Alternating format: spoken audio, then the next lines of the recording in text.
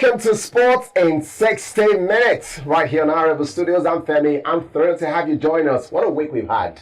From everything, the disappointment of the Super Eagles chanting, that's been on the major board now. Questions about if Nigeria can still qualify for the World Cup and how the team would fare at the Africa Cup of Nations. It comes up, by the way, in December and January of 2025/2026. We've also had quite a lot of drama coming through, including questions about development in Nigeria sports. Transfer stories have been everywhere. And wait, the league has started in Europe. We've seen games coming through all the weekend, including the Super Cup. We had the Premier League start yesterday. And just to mention a few more, the Spanish La Liga gets on the way this weekend. I'm Femi Farawe. It's good to have you join us. Today's a bit different because we realized that we had to chase the imposter out of the studio and we sent him out. Prince Olobiesa isn't here today, but I've got Olamide Onwuka and Opeyemi Imoru. So at least I know that today there'll be sanity in the studio. Guys, great to have you. The sanity you're talking about, are you saying, I usually gravitate towards Prince Hill because we share a lot of now that he's not around, you will gravitate back to sleep. No, don't worry. I think I'll just sit on the fence. Okay. Don't worry. Okay, how are you today? I'm fine. It's good to be here again, doing this with you guys. It's an awesome day. And we are here to, unravel so many things happening in the world of sports. All right, so the big question I'll be asking the guys later on is, should Eric Chelle stay as Super Eagles coach? With all the stories going through, including the fact the Eagles team did not beat Zimbabwe. But let's head for a break first. We'll come back, we'll go through all the big major stories coming through from the exciting world of sports.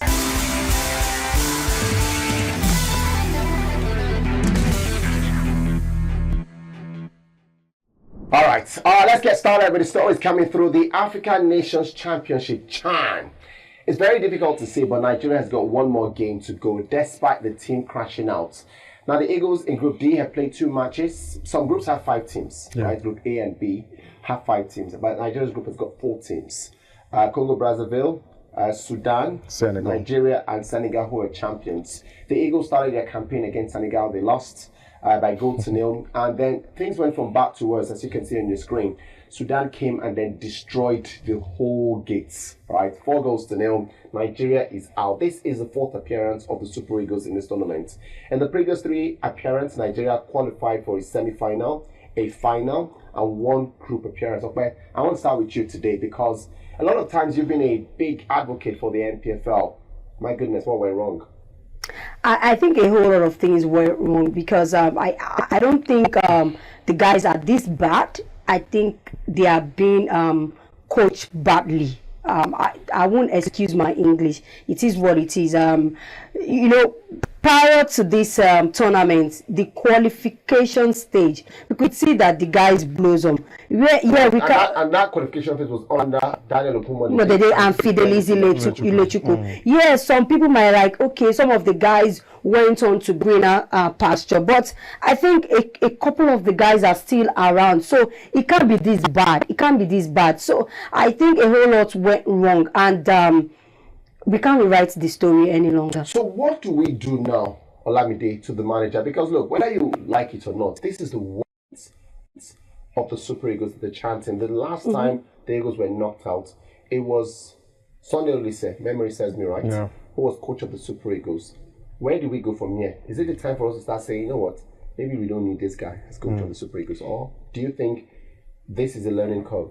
Well, for me, I think this is a different terrain for Eric Chelle. His major assignment was to get the Super Eagles to qualify for the World Cup and also to take them to the Africa Cup of Nations. I'm talking about the main squad, the Team A. This is the B team, and this is a man who just came and stepped in to take the CHAN Eagles to the tournament. Obviously, you can say he didn't have enough time, but that's an excuse. As far as I'm concerned, I watched these guys play their first game against Senegal, and to me, they were just everywhere. They were all over the place. Against Sudan, they came out, you would think they would have learned their first lesson, but it was still the same thing. Ngenge, making childish mistakes on the pitch. For me, I don't think, he also made the mistake that led to the Senegalese goals in the first game. So, like Ope said, badly coached side, but the players also have their fault. Okay. And that has been my bone of contention. All right. The players cannot escape the blame. In as much as we are saying Eric Chelle is this, Eric Chelle is that, what about the players who are there playing the game? What happened What to about them? the federation? Because it was the federation who initially appointed 2 individuals and then swapped it for another person. And that's a big question too. I mean, why change a system that was working? You know. Why change a system that was working? We saw that you can just let Eric Chelle play the technical advisor role, not the coach. Let him just be part of the team to understudy the process. You saw how they performed in the qualifier stage. They beat Ghana, for crying out loud. Yeah. I mean, it just shows you that. I mean, they beat them well. Well, I remember that game. I think it was about 3-1, thereabout. Yeah. So the first leg was a draw. Then the second leg in Nigeria. was why change a 3-1. working system? Well, you want to give the manager the opportunity to learn. Look. the team, This is a tournament. To learn what in particular. Like, we always say that we want more NPFL players in the Super Eagles. Yeah. I don't say that. We always say that we want him to watch the league. I remember, that's why I'm wondering how you guys allowed Prince to escape today. Because today I had to face him and ask him that, look, you want the manager to watch the league. The manager is watching the league. Now, I understand what Okpe mentioned. To watch the league, not to take over the but team. in time past, we've had Super Eagles coach, and we mentioned the 3 times, right? The 3 times we've been there, 2 times. We went far. 2 times. No, we didn't go far for 1. For 2 one, times yeah. the Super Eagles coach was in charge of the chanting. Stephen Keshi in 2014, Antonio Olise, I think in 2015. I stand to be corrected, but I know it was Olise. And I mentioned that in this same group, Sudan's coach, Kwesi Appiah, was also the one who took them through the World Cup qualifiers. Because majority of the Sudanese are playing in the main team. Kenya. So it's just like that. He's also the coach of the senior team. Look, Because a chunk of those players play in the league itself. So I think it's a different ball game. Okay. Even if it doesn't matter, okay. My own opinion is that face the proper Super Eagles. Yeah. You can pick from those players by joining the coaching crew, sit down, understanding those How does he players. understand Nigerian football? He doesn't understand it by taking charge of. No, but I mean, there is no coach for it. I was like, okay, we don't have coaches If that I will may take over ask- the chan. Okay, if I may ask, when he had his friendlies, he won everything. he did, Right? he did. He now had 2 crucial games. 1-1. Friendlies 2-1. playing against Ikorodu or playing against Zanzibar. No. I'm saying the major Super Eagles, not even before the Unity Cup. Before the Unity Cup, He okay. won his friendlies, had the Super Eagles game. If you remember, he won 1 And I drew think 1. drew 1. Yeah. Then won the Unity Cup. The Unity Cup, yeah. He's trying to get more knowledge of the Super Eagles team. The main team. He shouldn't experiment in a big tournament Look, like this. see, Because he has to experiment ahead of September. Femi, Ahead of Femi, October. I want to put How this many out. players from the local league will he join to the main Super Sonny Eagles? Kismoye will join. Look, Okay. guys. Right? Oh, yeah. Without one, without a listen. I do believe that until the goalkeeper started performing, his name could have been in the corridors of the Super Eagles team. Who? The third choice Super Eagles goalkeeper, because we have Bankole or the Mustafa Lawal that kept Ani Ozomena. I was going to say Ozomena, but you know what? Ani is injured with Yes. he has knee So injury I problem. believe He would he have would been have been he would have been a starter. Ozomena has been flirted to be around the Super Eagles corridor. After Wambali, maybe what's his name? Okoye, he could be the third choice. Or what's the other guy who currently plays in North Africa? So can't remember, doesn't jump to mind immediately. Obasoji and the rest, right? But what I think is that there are a few players who flirted with the Super Eagles. Remember, there was a player who played in Niger Tornadoes who made it all the way to the Super Eagles. Mustafa Papadaniel. Right?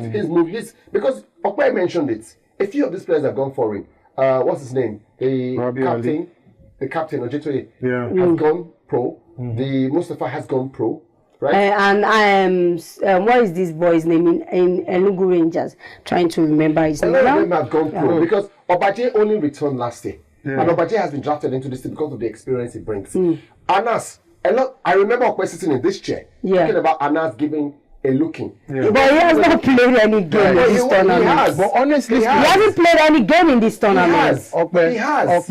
If this current squad of players is what the NPFL has to offer, I'm afraid for About the Nigerian 7 of players. No, Olamide, I can't even go there. No, look. See, let me tell you. remember we were having this the coach conversation. is doing a disservice to these boys. No, okay. I'm telling you, Okay, because no. you can't keep playing players in a wrong position, Okay, no. and you believe. Look, and you believe, see, we are used to playing a 3-5-2 formation, okay, or a 4-3-3 formation. Okay. And a chunk of players that started this tournament, that started the 2 games, they are from one section of the Remo Stars and few from other districts. And these players are used to a 3-5-2 formation. You can't just come in less than 2 weeks, even from the training, even when they were camped in Ikene. We've been talking about Eric Chelle's formation on these boys. You keep playing people out of what? Do you know what it takes? Even in beating Ikorodu, he played all of them out of position. Beating Ikorodu City is Sudan, is Ikorodu City Senegal. All right, let's move away from that story. Let's go now to the Premier League. Started yesterday, by the way, and we've been expecting all the excitement that comes from the Premier League season. My goodness. So the Community Shield and what Crystal Palace and Liverpool had to offer us. And we've also seen loads of transfer signings. It has been absolutely brilliant. Will this guy perform this well this season? Talking about Alexander Isak. Will Newcastle allow him be reintegrated into the team following that disagreement? Let's use the word disagreement had with the Madrid management team. Gyökeres, everyone is saying Gyökeres, the max one. Is he going to perform for Arsenal and give them the title? They had 3 second places in a row, right? A lot of times people fight for 3 first places. Arsenal has won 3 second places in a row. So the fans at some point must start asking the manager, when will you win something? It has to be this season. The big game for Arsenal is tomorrow. They're up against Manchester United. You know, I'm going to take the guys on. Let's start off with that one. Man United, Arsenal. Olamide, because if I ask Opeyemi now, I know what Opeyemi will say. First marks it and wax it so well. We bought Sheshko, we bought Cunha, we bought this. So let's start with you. Yeah, for me, both teams, they've made some good business in the summer transfer window. For example, if you look at the players Arsenal got in, they brought in Gyökeres, Zubimendi, Noni Madueke, Kepa, Norgard. These are players that have done fantastically well in their various clubs before now. Manchester United, on the other hand, they had a very horrible season, the previous one. Now they've made some very good signing. Benjamin Sesko is a fantastic striker. I've seen him play. I think they are getting a good bargain here, if you ask me. That's a very good deal for Manchester United. Well, if you can stay Mbeumo has Premier League experience. Same team, Cunha. So I think if the players can blend with the rest of the squad, they'll play well. But for the game, Arsenal will win. That the manager has bought players in areas where United don't need strengthening, and I stand to be corrected. Yes. Right? United play with 2 10s. Yes, 2 10s currently. Currently, those 2 10s are Cunha and Mbeumo. It means Bruno, who has tried in that position, we have to go a lot deeper.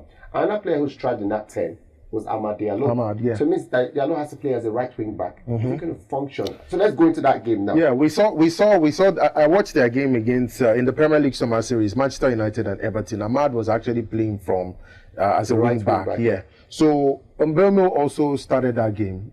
Same team, Cunha and Fernandes. And for a long part of the game, they were quite effective in that role. Because Mbeumo was actually more or less against Everton. The same thing. No, I'm just trying to, because, we can only judge by what we've seen. Yeah. And what I saw is actually my premise for saying these things I'm saying. We've not really seen Man Utd against Arsenal. This is actually the first test.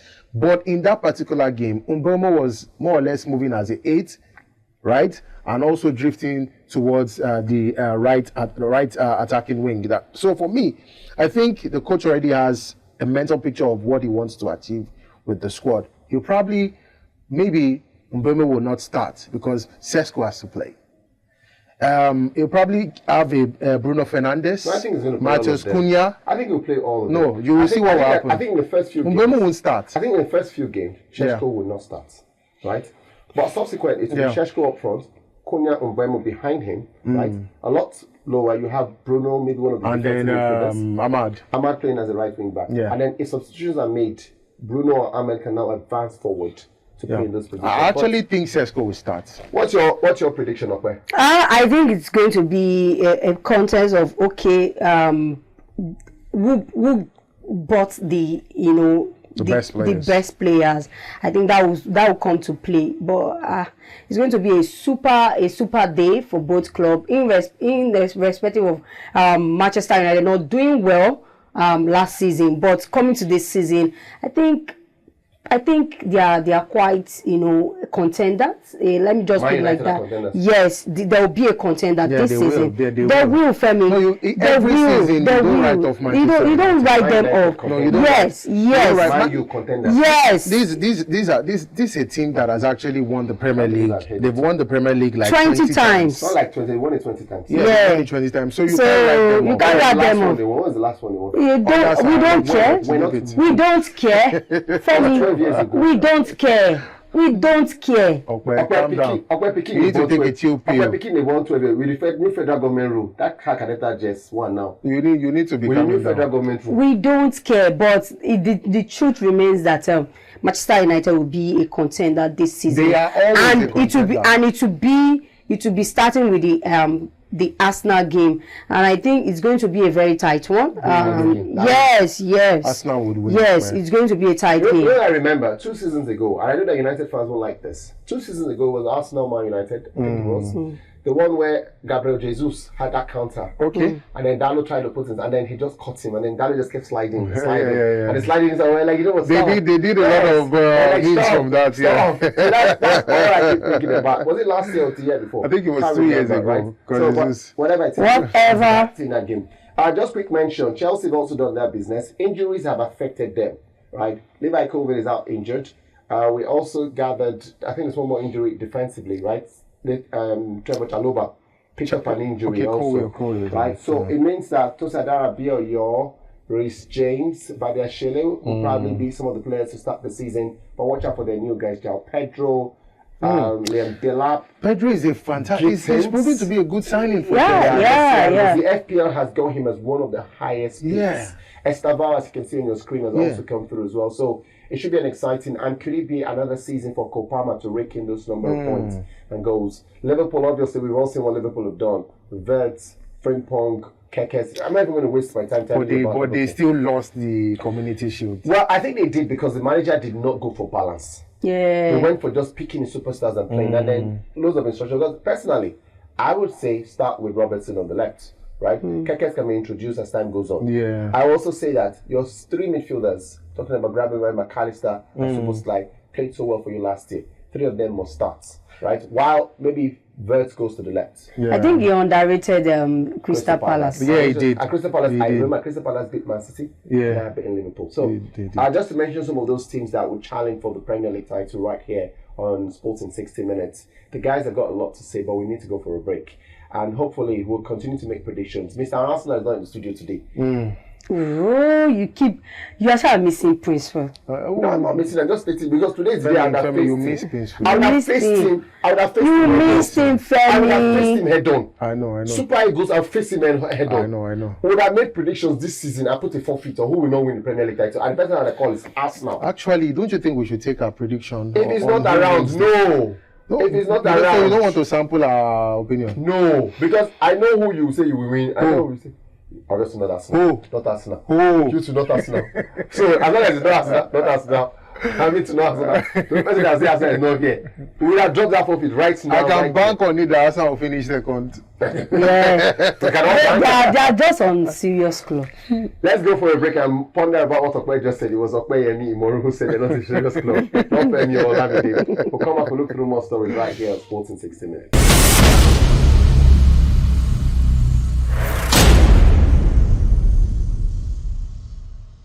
All right, so next up for us is transfer stories. Now, remember the leagues in the major European football league starts this weekend. The La Liga is up on your screens. The Premier League started yesterday already. Last week was the Dutch Eredivisie, the Portuguese league. The Championship started last week. And you know that we've had the European Super Cup, so expect the draws for the Champions League very soon. And when I mean draws, because of the league format, how it is, we'll have all the teams going through their last qualifying matches next week for us to get it through. All right. But transfer stories are open all the way to the end of the month. Olamide, let's get through some of the stories that we know could happen before the end of this week. Yeah, we heard that Liverpool are looking to sign Marc Guehi. I mean, Guehi was really fantastic in the Community Shield. For FPS sake only, yeah, like signing me, I buy him. No, Guehi has been amazing. Like since he made that switch to Crystal Palace. I saw his stats, and I was really impressed with his stats. Even when he started playing for England, if you notice, their performance has really improved he could defensively. Also go to Chelsea. We hear that because Chelsea are also interested. But Liverpool they're actually going all in. So what we hear for him and Liverpool is that he wants Liverpool to give him assurance that he will play. Yeah. Chelsea will currently give him assurance because there's a lot of injuries, so he most likely start. But see, Liverpool as well, because we hear that Konate is out, almost leaving to Real Madrid. So if Konate leaves, it automatically becomes. I remember it's a World Cup here. Everybody's going to clubs to play. Nobody wants to go to clubs. Nobody. Anything from your front? Yes, we are hearing that Arsenal are in pursuit of Eberechi Eze, fantastic player, also from Crystal Palace. We saw what he did last season. Fantastic. I think that, Spurs have also been mentioned. Yeah, Spurs have been mentioned. The injury to James Maddison has been one of the reasons why they are even pressing even further for him. But another name that Spurs are linked with is what's it called? Savinho, but we're not sure yet. City are willing to sell as long as if they get Rodrigo. If the price is right. If the price is right and if they get Rodrigo. Because I think City are bidding 50 million. Don't forget that City have already loaned what's his name, Grealish to Everton. Yeah. So losing another player, Savinho, without getting a replacement, I don't think. But let's stay with Manchester City. We heard there are a few more stories, incomings and outgoings. Yeah, Manchester City are looking in to sign Gianluigi Donnarumma. I think Ederson will have to give way, but I believe it's a good one because during the years I've seen that Manchester City are doing well with their goalkeeping signing. Donnarumma coming in for them will be a fantastic season for them. That means Ederson goes out? Yeah. I kind of feel for James Trafford. If Man City signs Donnarumma, then what's the idea of Trafford moving there in the first place? For me, I feel like, if Trafford knows, and he knew very well that he wasn't going to be the first choice. Was going to go maybe 1 year at most. The next year, I'll be the first choice. Trafford knew that he wasn't going to be the first choice right from start because you have Ederson who's top notch. Of course, you can't let him be on the bench. So if Ederson leaves Man City, of course, Donnarumma will have to come to Manchester City. Trafford will play backup and maybe play in the cup games, and then Donnarumma in Champions League and Premier League. Last one. Everyone's talking about Newcastle. Isak. Isak is still pushing for an exit from Liverpool, and he has moved out of his house. Currently at Tyneside on the bridge. So because he's really trying to force a move away from Newcastle United. He has already told them that he's not going to sell him now. What are they holding on to? I think that's personally. If I was the board of Newcastle, I'm not selling this year.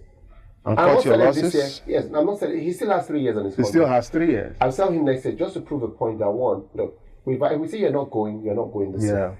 Right? You can put in a transfer request, but currently we haven't signed anybody who can replace you. I actually think he's going the bad way. I think so. I think he has if this was a Nigerian player who did this, I would have given him stick. Then we see what happened with Osimhen. That's what I'm saying. When Osimhen situation, I said this was wrong, and I'm still saying again, what Isak is doing is wrong. It's your right to say, I want to move. But the club says you're not going anywhere this year. You just have to respect it. Respect your contract. There was a video that came out. Some Newcastle fans were burning his jersey. That's how bad he is. So even if he gets back to the team, I'm sure he will be booed by the fans. And try to move on. Yeah. All right, so let's just keep from this. We've seen so many games come through already, and we will not stop there. We're going to start our predictions. It's a new season. So the guys have got their thinking cap back on, and obviously we've got to go through some prediction stories. We picked 3 games this weekend from the Premier League. They're very exciting. The first game is Wolves against Manchester City. Right? Now, Wolves obviously at the Molineux can cause an upset of their own. They're beating Man City in time pass under Nuno Espirito Santo. The manager who kept them in the league with a few new signings, including Arias, who's come all the way from the Brazilian league. They kept Strand Larsen. They brought Munetsi, who's still there for this year. Lost Cunha, Lost Cunha, that could be a big worry for them. But Agbadu, I love that Agbadu guy. I really want to watch out for him. I hope he plays for an African team. I love to see him in the Africa Cup of Nations. But Olamide, you are the first point for call. Let's get predictions. Yeah, I mean, it's the first game for Manchester City and Wolves, and it's going to happen at the Molineux. Manchester City knew how bad they finished last season, so I think they would definitely want to start on a flying note. So I think Manchester City would win by 2-1. If you're going to put money on it as a punter, what I would advise you for is, while I think goals will be there, right? Yeah. Over 2.5 and all the whatnots, I will easily just tell you that go for at least 10 corners or 10 corners and above. I would say both teams will score, definitely. Both teams to score. Yes, I would say both teams to score. Let's switch over to the London Derby. It's Crystal Palace. They're high flying. No one can stop them. They're traveling all the way to Stamford Bridge, taking Chelsea up there. Let's get your prediction of this and what you think we should do if we were planning to stake. I think it's going to be an exciting game. Community Shield winner and World winner. So I think Chelsea are still World Club winner. So they're the World Club champions. Okay. They're the champions, actually. Against the FA Cup champions. You know, I think it's going to be a fantastic one. But Chelsea are still flying high, and I think they are going to nick this one. To put a score on it, I think 2-1. What I would also advise you once again, as the guy who's trying to think about things for you to do, is put up a lot of cards. I think there'll be at least 5 yellow cards in this game. I think that Chelsea would win by 3-1 against Chelsea. Chelsea score a lot of goals lately, and I think the addition of Joao Pedro gives them that extra impetus up front. So Chelsea to win 3-1. And I'll tell you more cards, and I'll say more goals in the second half. Yes, more goals in the second half. I think the Crystal Palace are a second half team. I think Chelsea also takes them time to realize that. Look, more goals in the second half. We've already given predictions for Manchester United. Yeah, but I think, like I said, Manchester United against Arsenal, it's going to be a win for Arsenal, but it'll be close. It'll be 2-1, Arsenal to win. All right. What about you two? You agree? No. It's going to be a draw. I think that, you know what's funny? I think there won't be a lot of goals. I think both teams to score. I think Man United always find a way to score against Arsenal always find a way to score against Manchester United. But Man United too will put something in. And who's going to be the keeper for Manchester United? It will be, what's his name? Bayinde. Arsenal will score.